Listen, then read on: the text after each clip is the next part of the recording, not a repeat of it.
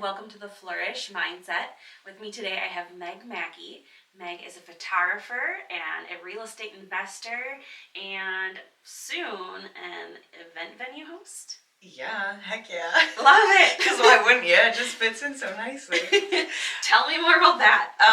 So I have a business partner in this one, and we are opening up an event center in Pearly, Minnesota. Once upon a time, it was an old rundown barn, and my business partner at the time, he'd actually bought it with the intentions of demoing it and then building like a new house, something along those lines. And we actually went to vacation together, my boyfriend at the time and his wife, and we started talking about it, and margaritas were flowing, and I was like, oh my God, you're sitting on a gold mine. Like, you gotta restore that old barn and turn it into something like wedding venue or whatever. And he and I started picking it apart and figured out some logistics of it, and we're like, heck yeah, let's do this. So yeah, there is an old rundown barn that we have been working on for the better part of a year now, maybe 2 years, closer to when COVID started.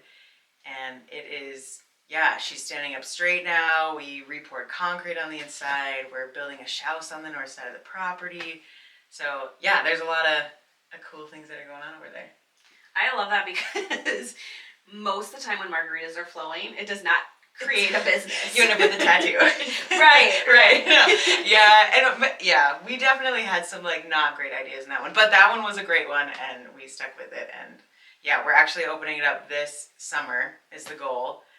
We've had a few setbacks with contractors and the whole pandemic and whatnot, but we're on pace now and things are moving along. So yeah, this summer we should be able to actually start booking and give out pricings and quotes, and we're pretty excited about it. I love that. I think there is such a need for that in this area still.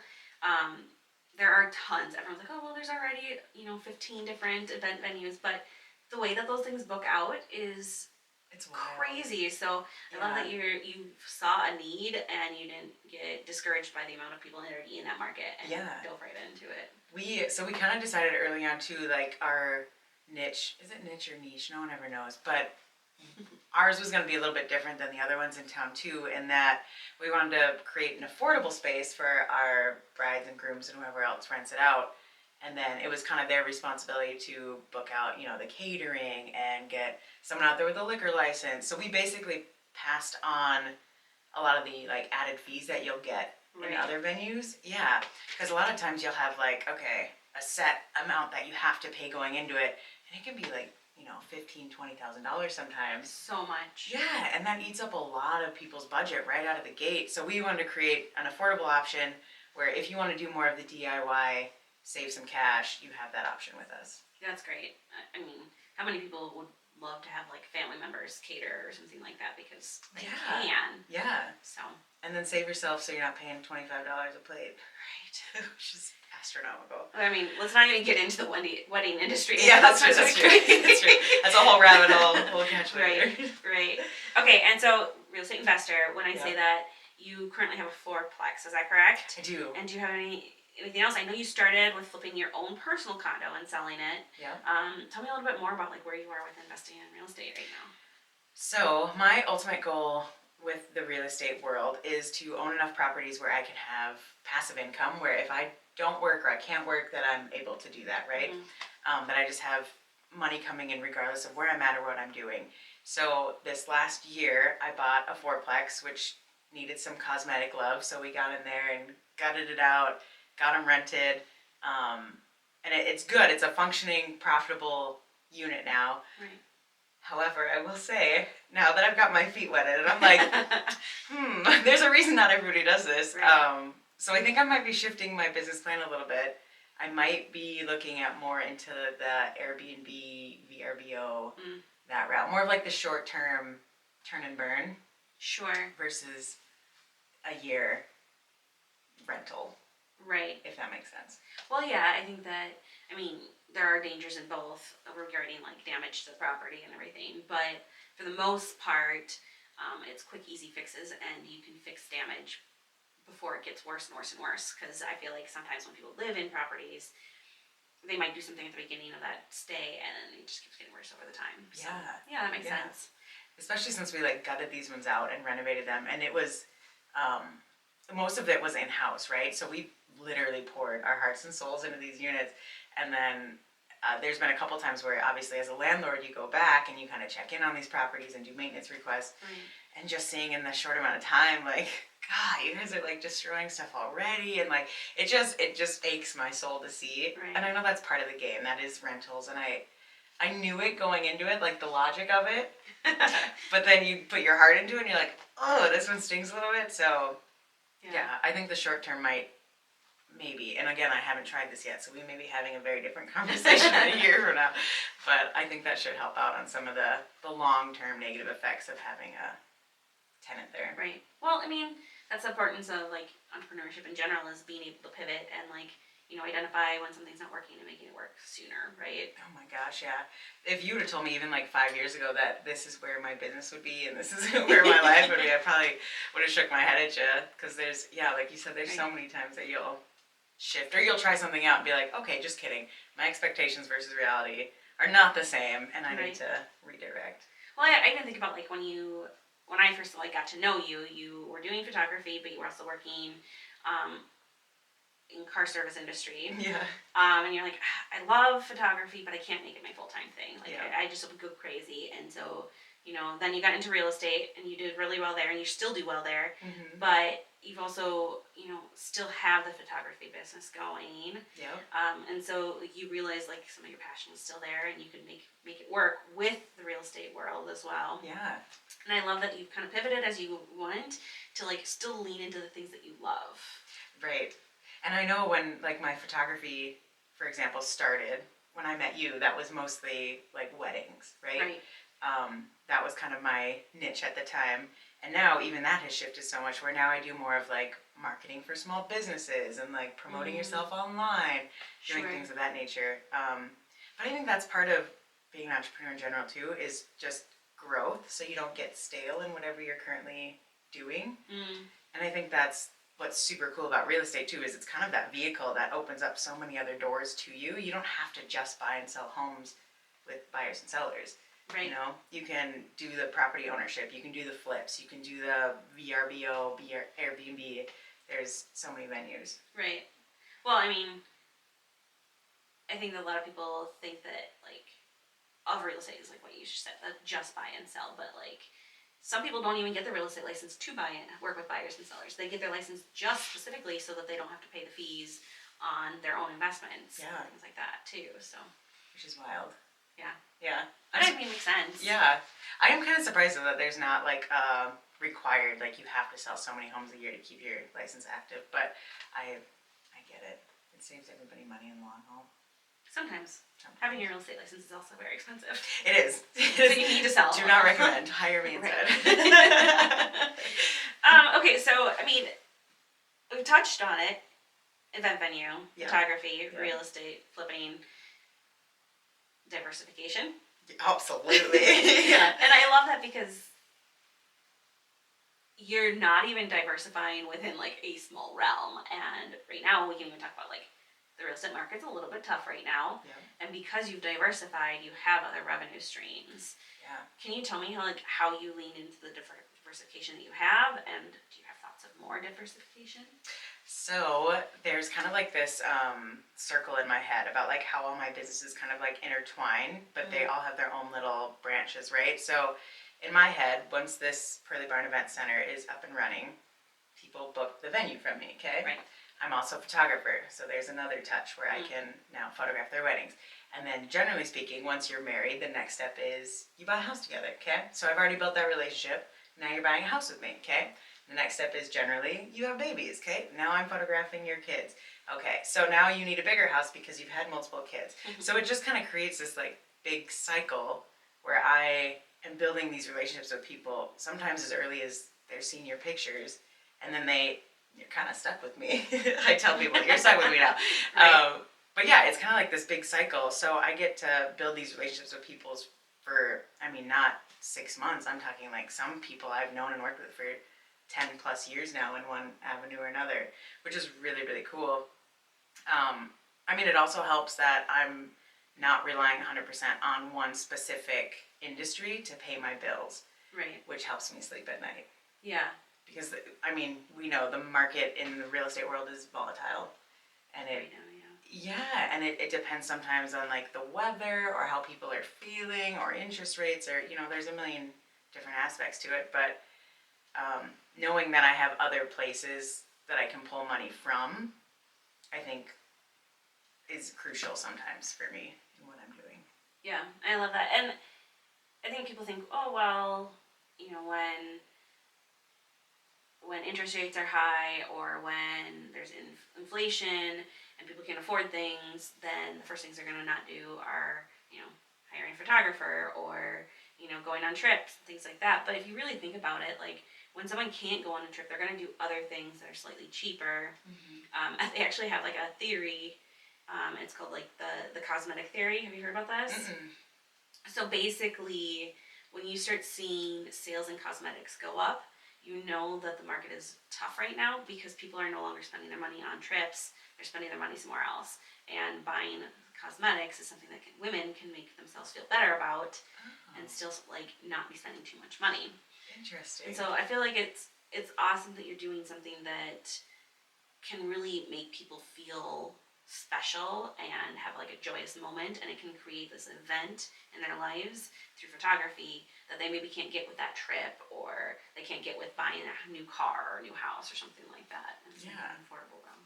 That is a really good point. And I think the other side of it too that I really enjoy about like the different niches that I'm in is each one of them is like usually a big moment in their life, right? Where like is this huge happy, you're getting married, oh my god, you're having a baby, holy shit. Like there's so many things. Yeah, where I get to be part of sometimes like the most beautiful parts of people's lives, which is pretty impactful. That is really cool. I didn't think about it that way. So have you done any of like the surprise like engagements or anything like that? Oh heck yeah. Yeah? Yep. Yeah, ladies cry a lot, men do not. It's very disappointing. I just want grown men to cry. Am I asking for too much? But yeah, there's been a lot of really cool moments. I've been known to like hide in the bushes more than once, so go into ninja mode and yeah. So if we see Meg in a bush, just keep don't walking. make a big deal. Don't be alarmed. I'm just doing my job. Walk away. It's fine. Mind your business. Yeah, but that's fun. So, failures. They're not failures, they're growth moments. Obviously, they happen a lot in entrepreneurship. Can you tell me a little bit about maybe some of your biggest growth moments? Oh God, yeah. I learned the hard way, as my dad likes to say. Yeah, I would say I've been fortunate that none of my mistakes have like financially costed me a lot. But I would say like mentally maybe a little bit. The first thing that comes to mind when we say that is probably some of like the renovation projects that I've done. Because a lot of what started that or sparked that whole interest is, you know, I have this vision for what I want this property to look like or what this renovation is going to end up looking. And then I go out and I get a price quote and I am just like, oh, no thank you. So then you kind of pivot, right? And you're like, all right, well, how hard could this be really? Right. Like, let's figure out what it takes to actually lay flooring. So then you do all your research, you do the YouTube, you know, look at online, what everyone's saying about it, you ask friends, and then you are like, okay, well, worst case scenario, I screw it up and then I have to hire someone anyways, right? I'm just my time and a little bit of product. So then you try it out and you're like, oh, okay, I can actually do this. This is cool. So that's a scenario where it works great, but there's other situations within the reno world where I have learned the hard way. Electrical and plumbing. Don't cut costs there. Not my fan. No, it's not for me. Hire that out. Not only that, but the liability piece of it all. Right. So here's actually kind of a funny story about plumbing. When I first bought my condo, which is the first house that I've ever bought, right? So lots of learning curves in that one. I bought that, and the plumbing in that whole unit was like very outdated, rusted over. It needed to be replaced. Sure. So we were working on that thing night and day. And when I say we, it's usually me and my family because they are the MVP. Yeah. So you have an awesome family. I really, truly do. So we're working on that night and day, and it's probably, I don't know, 10 o'clock, 11 o'clock at night. And we're just now getting to the part where we shut off all the water, take off the pipes, and replace them with the newer stuff, okay? So we do that. We shut off the water.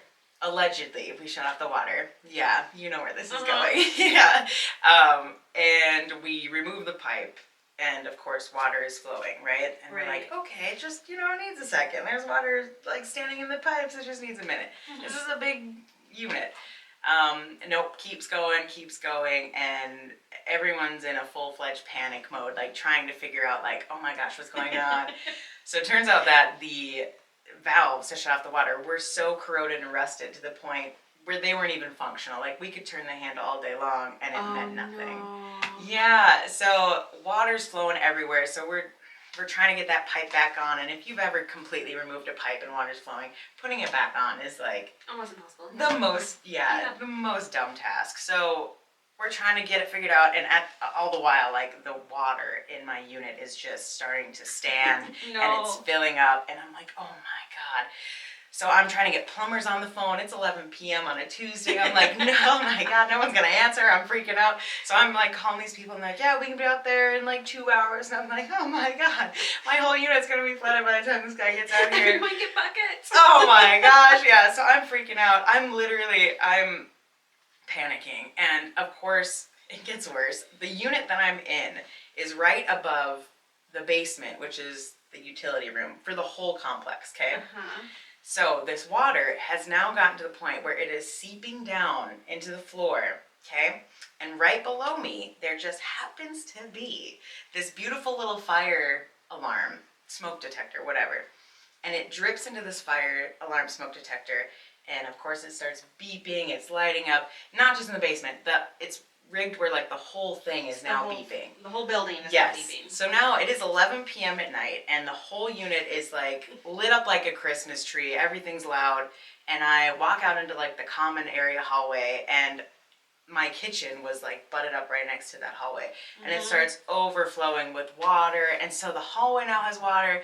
The lights are on, they're beeping, and everything's I know, it was miserable. And then of course my neighbors start coming out. I'm new, I've lived there for like maybe 2 weeks. I've met none of these people. And they come out and they're looking at me sideways, and I'm like, hi, I'm Meg, nice to meet you. And nobody's excited. No.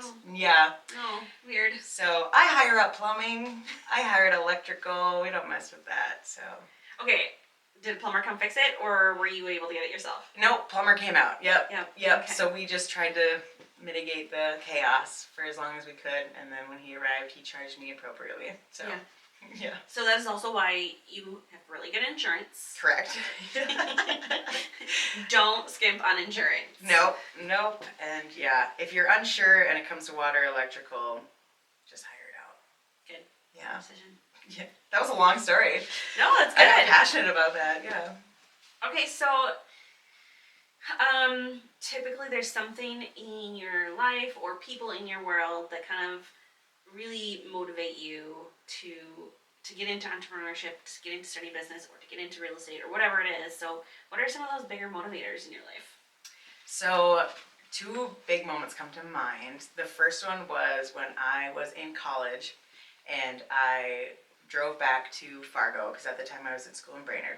I drove back to Fargo, and I was visiting my brother, and I could not rub 2 dimes together to save my life. Like, broker than a joke, okay? And I was busting ass in school, and then I was a waitress at night, and then I was doing homework from 11 p.m. till 1 in the morning just to do it all over again the next day. And I remember sitting in my brother's vehicle, and we were talking about when I was going home, and he was, listening to me kind of rant about like, okay, here we go, another ramen noodle meal night. I got to go to Walmart and pick up my $3 worth of groceries for 6 meals, Right. And he offered in that moment to fill up my gas tank. And I can't 100% explain why or articulate it, but that just stung. It hurt knowing that like my brother felt that I was so bad off that he needed to put $30 in my gas tank. Back when it was $30 to fill up your gas tank.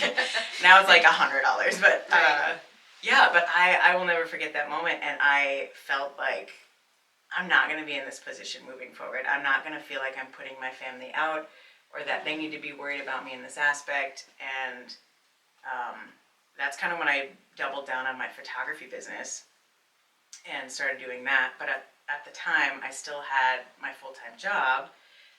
So the second moment that I would say really pushed me into entrepreneur life was I was working at a company where I was very much a 9 to 5.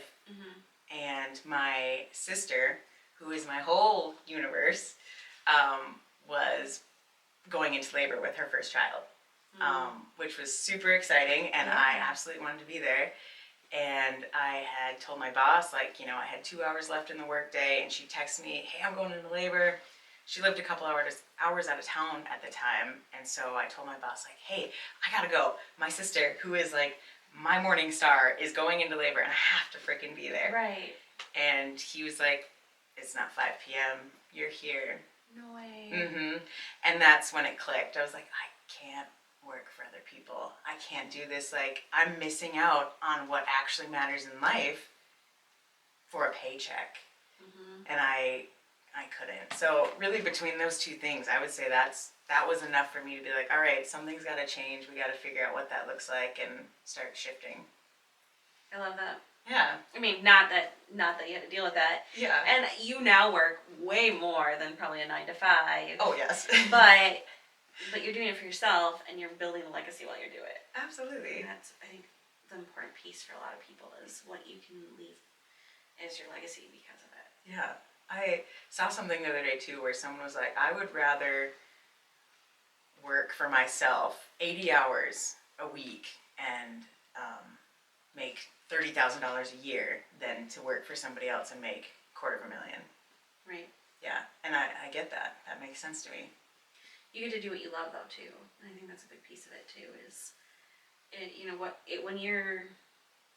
when you're doing what you love and you're doing it for yourself, it doesn't matter. The money isn't as big of a motivator anymore. No. Because you get to be there for your family, and you get to do the things that you enjoy, and you get to travel, maybe. I know you're big into traveling, too. Oh, yeah. And it frees up so much time, and you're not asking other people how to live your life or where you can go. You get to decide that at the end of the day. I love it. Yeah, me too. Do you have any books that have made like a big impact in your life, or podcasts? Okay, so there's one called The Subtle Art of Not Giving a Bleep. Yep. Good book. Great book. Also, I would say, more in the real estate vein, Rich Dad, Poor Dad, which I feel like everybody who's on this is going to talk about that Yes, book. we've had that one read up a few times. But Rich Dad, Poor Dad. Let's read it, listen to it, whatever it's like. Very quick book. Do it. It's a great book. It is a great book. Unshakable. That's a great one by Tony Robbins. Okay, I don't know. Yeah. Yeah, Tony Robbins. Yeah, I'm like, I almost mixed up another Robbins. Who's the other Robbins that's famous? Mel Robbins? Maybe. She does like the 5-second rule and high five habit. Okay, maybe that's what I'm thinking. Yeah. But yeah, Unshakable by Tony. That's a great one. Yeah. I don't know if I've read that one, but Tony Robbins is always a great guy. We got to go to Unleash the Power Within together several years ago, and it was definitely a life-changing event for us. We did. Well, for me. I agree. No, okay. I agree. I'm speaking for you. Yeah. We're both very, tough, independent women, and we had a few breakdown moments, which is a big deal for us. Yeah. Yeah. I mean, I think it also gave me, this permission that I didn't know I needed to, be more vulnerable. Yeah. So, it's very good. Yeah, I agree.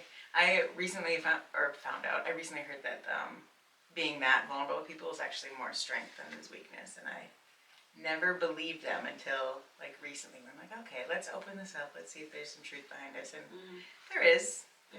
I'm still working on it, but yeah. Have you read anything by Brene Brown? No. Okay, so she talks a lot about vulnerability and the importance of vulnerability, dare to lead, and how much strength comes from it. So, I'll have to look at it. Yeah, check her out. She's also got, I guess I don't know if it's still on there, but a documentary or a speech on Netflix. So, she's awesome if you're looking for somebody good. That's cool. I also heard the new Jonah Hill documentary is pretty good on Netflix. Haven't watched it, but heard good things. Are you a big documentary watcher? No, I watch garbage trash television. Yeah. So, that's my dead space. If I'm watching TV, it's because I don't want to think about anything at all, and I want to just be entertained. So. Right. Yeah. I'm the same way. Like, Yeah. I don't reach for the TV very frequently. I have other things going on, but if it is, it's like I need my brain to be dead now for a little bit. Yeah. Because too much has I happened. need to shut off. Yeah. There's Yeah. too much going on up here. Yeah. All right. Tell me a little bit about the tools that you utilize in your business, or that entrepreneurs who are maybe getting either into photography or into event planning, or who maybe are looking at getting their first investment properties. What are some like tools that you utilize in your business? I will say first and foremost, a Google Calendar. Mm. That is my favorite thing in the entire world, because when you do run multiple avenues of business, there's so many different ways you get pulled in a day, and all the different hats that you wear. I know you relate to this 100%. Yes. So having something physically in front of me that shows like, okay, this is where you need to be at this certain time, and then you can write like little notes to yourself in there too. I mean, it sounds like so simple, but honestly, Google Calendar or any kind of calendar has saved my butt more times than not and kept me on task and schedule. Yeah, I find myself saying a lot like, if it's not on the calendar, it doesn't exist. Yes. I live and breathe I live by my calendar. I wake up in the morning, okay, what's in my world today? Yep. And I'm not very good about looking ahead multiple days. Sometimes I do, but like, I just have so much going on in that one day that I need to. So when people come up to me like, hey, can we meet? I'm like, check my calendar. I don't know. Throw it in my calendar. Right. Otherwise, no, it's not happening. Right. Yeah, I think that's a lot of people too who are in our world. Mm-hmm. You have to have some kind of organizational tool. Also, I think it helps me too if I know that I'm going into a busy day, just writing things down. Like, even like the most meaningless task. It could be like make your bed, or it could be like eat a healthy lunch. Like things that should come pretty naturally at this point. Mm-hmm. But the satisfaction of being able to cross something off when your list is 35 things deep, that for me helps a lot, because you can, some of my tasks take 2 hours to niche off. Right. So it's nice to go back and be like, okay, I'm gonna go eat quick, and then I can cross that off. Small wins make a big difference in your world sometimes, especially like what you said, 2 hours, or even like things that you've been working away on for like months. Yeah. And you feel like sometimes you're not making any progress on something. If you can have those little pieces that you can just knock off from time to time and give yourself a little win, it gives you that motivation and that boost to do something else. Right.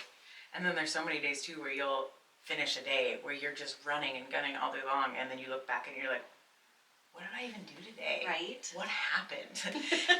I can't tell you a single thing. No, I did all the things. I don't know what they were, but I did them Right. all. But being able to look back at the list and be like, okay, today was a productive day, because I think a lot of people with like this mindset are very like ADHD, right? Right. Where it's like ting, ting, ting, ting, ting, and you're getting pulled so many different directions that sometimes like the smallest task could be something that's like building up to something bigger, and it's good to remind yourself of that. Right. Like, I am doing the right things.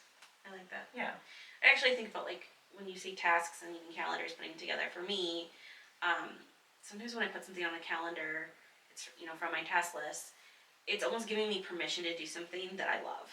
Yeah. Because sometimes I feel guilty doing certain tasks because I'm like, oh well, I like that more than other things, so now I feel bad that I'm doing this thing that I love to do. Right. But when I put it in my calendar, it's like, well, I'm working towards something, and now I get to do it, and there's like this guilt-free part of it that's like, it's in my calendar. I'm approving for it to happen. It doesn't count. Yeah. Right. It has to get done. It's in here. Right. Now. It has to get done, and that's the thing is like sometimes you're just like, the guilt just kind of goes away because it does have to get done, and now you have authority to do it. Yeah. I put personal stuff in my calendar all the time. Well, and it's not even personal. Sometimes it's just like the work stuff that I like the most. Oh, well, that's good. That's good. Are you one of those people where you do the worst task of the day, like right away in the morning? Sometimes I'm the person who typically does the worst task myself because I feel guilty asking everyone else. And sometimes I have to get myself authority to give it to someone else too. Yeah. But no, and I think like I'll like let those pile up. I think that's part of like the ADHD thing too. Is like I let them pile up, and then because they're not due right away, and then I have this like almost paralysis that happens. Like you look at all these big things that need to get done, you're like, I don't even know where to start, so I'm just not gonna do anything. I'm gonna lay in my bed and watch this trash film. That's what I'm gonna do. Yeah. Right. And so then like again going back to the calendar and the task list, like okay, 5 minutes of this, and then I'll move on. Yeah. And sometimes it's just that 5 minutes that allows me to like, oh, I can keep going. Right. And that even goes into my personal life, like dishes when they start piling up. It's like, don't want to touch them. I'm gonna wash 2 dishes, and then all of a sudden the sink is empty. Yeah. So. See, you gotta go into that renovation life. Then you just have throwaway microwavable meals. You don't have to worry about it. You just toss them. I mean, I've definitely leaned towards paper plates for good chunks of my life. I'm saying, or like those really cheap like plastic ones that are like 50 cents at Walmart. I'm like, wow, 50 cents for a whole 20 set. That's nice. Then I don't cry when my kid smashes them. Exactly. They're unbreakable. They're Right. easy to wash. Right. Yeah, but then you have company over, and then you're like, okay, this is embarrassing. But Well, who are they to judge? You're building a legacy, so. yeah, go back to your 9 to 5. Yeah. Yeah. Do you have any tips for somebody who's looking at getting into this world? Like, you gave the tools, you gave some of the books, from the lessons you've learned, and from like all that you've been through. Do you have any tips for somebody who's looking at getting started? I think sometimes we base our expectations off of what we see online and what other people are giving us, and I think a lot of that is through rose-colored glasses. And I say that because I recently heard that there's like the rule of thirds when it comes to business. Okay, the rule of thirds is essentially saying that a third of the time that you're building your business and you're an entrepreneur life, you're gonna feel on top of the world, right? Like, this is exactly where I'm supposed to be. I'm meant for this. I love my job. I wouldn't do anything else. Right. So then the other portion of that is the other third is going to be more of like the neutral space, right? You're not on fire about your business right now. You're not really passionate about it. You're kind of just going through the motions. Right. You're not changing anything, but you're just kind of meh about the whole thing. And then the last third of it is where you're pulling your hair out, like, how the hell did I get here? Who do I think I am? What is going on in my life? Right. And they say that if you have a healthy distribution, you know, if a third of those resonates with you, that you're probably doing it right. You're probably challenging yourself enough to grow where you feel that awkward, shitty part of that third. Right. But you're also grateful enough and celebrating enough where you feel on top of the world about that third. And then the other third is you're probably doing your taxes, right? Like, you're doing the mundane tasks to get by. Right. So I would say if you're getting into this business, like, you're not gonna 100% feel great about everything that you're doing, and there's a lot of nitty gritty, and there's neutral space, and there's, you know, I think it's important though that you remember your why you started, and then you have a vision for where you want to go. I love that. Yeah. I think we all kind of fall into that trap of watching other people and thinking that they just have it great. And I know I've seen it like 1,000 times. There's so many images of it, of like, you know, people getting to the top of the mountain and what they don't see is below the water and below the surface of like all the other things that they were doing, or they only see a piece of the peak there.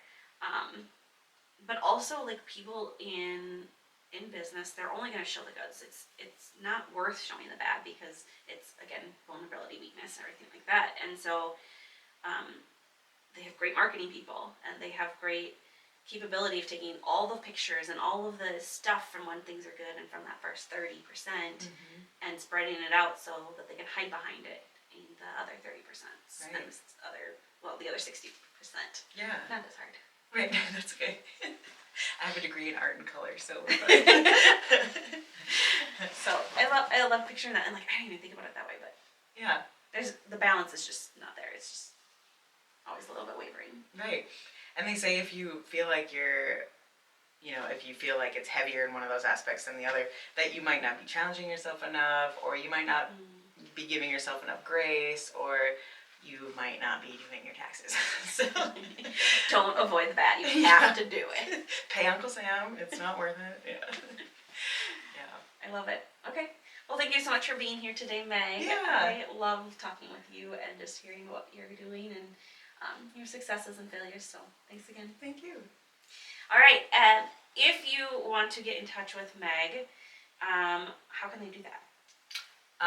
So I'm all over social media, so Instagram or Facebook is probably where you'll find me the most loud. And that's just, Meg Maki Real Estate, or you can find me on Instagram. It's Meg with 5 G's, I want to say. I never get that right, but I think it's Meg with 5 G's. Yeah. Perfect.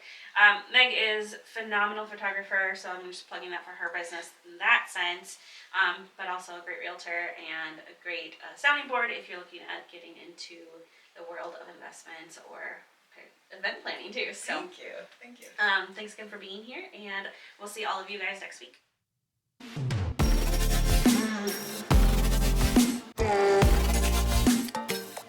You've been listening to the Flourish Mindset. Don't forget to subscribe and follow so you don't miss a single episode.